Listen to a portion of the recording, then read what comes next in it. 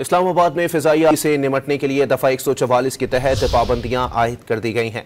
Additional district magistrate Islamabad की जानिब से जहरीली गैसों का अखराज रोकने के लिए अहकामात जारी कर दिए गए हैं। जारी नोटिफिकेशन के तहत गाड़ियों, फैक्ट्रियों, भट्टों से जहरीली गैसों के अखराज पर कार्रवाई होगी। कूड़ा और फसलें जलाने पर भी पाबंदी आयद की गई है।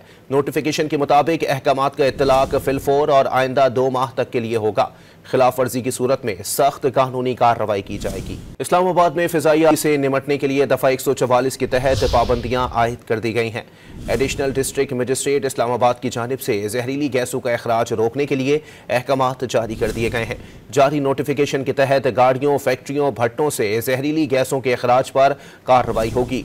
कूड़ा और फसलें जलाने पर भी पाबंदी आयद की गई है।